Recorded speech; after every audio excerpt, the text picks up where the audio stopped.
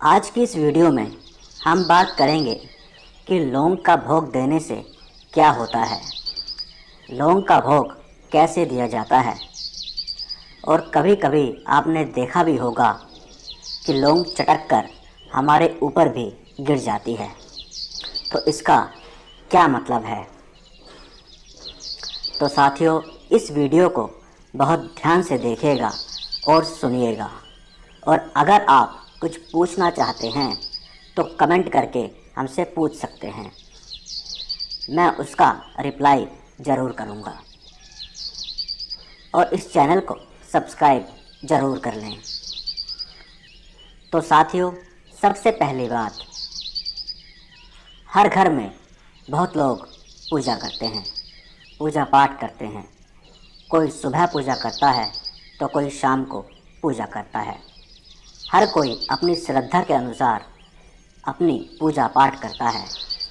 ज़्यादातर लोग पूजा पाठ तो करते हैं, लेकिन वो अपने देवी देवता को भोग नहीं देते। फिर उनकी शिकायत भी होती है कि हमें कुछ आभास नहीं हो रहा, हमें उनके प्रत्यक्ष दर्शन नहीं हो रहे, स्वप्न में दर्शन नहीं हो पा रहे, कुछ परिणाम नहीं मिल रहा, कुछ प्रमाण नहीं मिल रहा, वगैरह वगैरह। साथियों, सबसे पहली बात तो ये कि देवी देवता हमें प्रमाण ज़रूर देते हैं, पर हम समझ नहीं पाते और हम अपनी पूजा पाठ जैसे रोज़ करते हैं वैसे ही करते रहते हैं। उसमें कोई वृद्धि भी नहीं करते, बस एक तरीके से ही उनके पूजा पाठ करते रहते हैं। तो साथियों, जब आप अपने इष्ट की पूजा पाठ करते हैं तो उन्हें भोग ज़रूर दें। भोग देने से क्या होता है ये भी मैं बताऊंगा। साथियों, आप जानते हैं हमारे ज्योतिष शास्त्र में लौंग का कितना अधिक महत्व है। तंत्र मंत्र में, पूजा पाठ में, नवरात्रों में लौंग सबसे पहले चलती है, चढ़ाई जाती है, भगवान को अर्पित, माँ को अर्पित की जाती है। साथियों, जब भी आप पूजा पाठ करते हैं तो सबसे पहले दीपक जलाते हैं। कोई घी का दीपक जलाता है तो कोई तेल का। उसके बाद आप धूप बाती करते हैं और फिर फूल माला या पुष्प उन्हें अर्पित करते हैं। उसके बाद आप अपने आसन पर बैठकर अपनी देवी देवता की पूजा अर्चना, चालीसा, उनकी स्तुति का पाठ करते हैं, उनकी आरती करते हैं। ये सब ठीक है, यहाँ तक ठीक है। उसके बाद ये सब करने के बाद आपको उन्हें भोग देना होता है, जो ज़्यादातर लोग नहीं देते। तो आपको करना क्या है, ध्यान से सुनिए। साथियों, आपको कपूर लेनी है। सबसे पहले आपको अपने गणेश भगवान, सर्वप्रथम गणेश भगवान को भोग देना है। उसके बाद आपको अपने गुरु के नाम का भोग देना है। उसके बाद आपको अपने इष्ट, जिनको आप मानते हैं, जिनकी आप पूजा करते हैं, चाहे वो देवी हों चाहे वो देवता हों, आपको उनका भोग देना है। उसके बाद आपको अपने कुल देवता या कुल देवी का भोग देना है। तो ये 4 भोग आपको देने होते हैं। तो साथियों, इनको देने का तरीका क्या है, अब ध्यान से सुन लीजिए।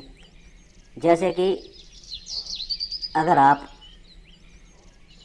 कपूर, जैसे आपको गणेश जी का भोग देना है तो गणेश जी के लिए कपूर अलग जलेगी, अपने गुरु जी के नाम की कपूर अलग, अपने इष्ट के नाम की कपूर अलग, और अपने कुल देवी या कुल देवता के नाम की कपूर अलग आपको ले लेनी है। उसके बाद आपको लौंग के जोड़े ले लेने हैं। जैसे कि गणेश भगवान के नाम के लिए लौंग का जोड़ा अलग, फिर अपने देवता के नाम का जोड़ा अलग, अपने गुरु के नाम का जोड़ा अलग, फिर अपने इष्ट देव या देवी देवता का जोड़ा अलग, फिर अपने कुल देवी या देवता के जोड़ा अलग। तो सबसे पहले जब आप गणेश भगवान का भोग देंगे तो गणेश भगवान का नाम मन में लेकर, अगर आपको मंत्र नहीं आता तो आप भगवान गणेश का श्रद्धापूर्वक मन में नाम लेकर बोलकर, हे प्रभु, मैं आपका नाम का आपको भोग अर्पित करता हूँ, मेरी पूजा स्वीकार करें, मुझे दर्शन दें और मेरी प्रार्थना सुनें। आप उनको भोग दीजिए, कपूर जलाइए। कपूर जलाकर अपनी जो लौंग है, लौंग का जोड़ा जो है वो आपको घी में भिगोकर, घी में डालकर आपको उस पर चढ़ाना है। तो वो गणेश जी का भोग हो गया। उसके बाद आपको ऐसे ही अपने गुरु के नाम का भोग देना है। 2 लौंग ऐसे ही घी में भिगोकर फिर अपने कपूर पर डालनी है, रखनी है।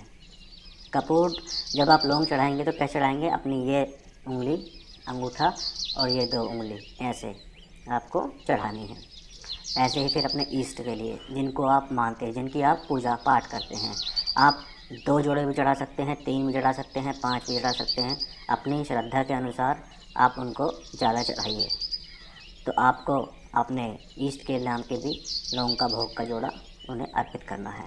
उसके बाद फिर आपको अपनी कुल देवी या कुल देवता का जोड़ा माँ को या देवता को अर्पित करना है। फिर उनसे हाथ जोड़कर अपनी प्रार्थना उनके समक्ष रखनी है।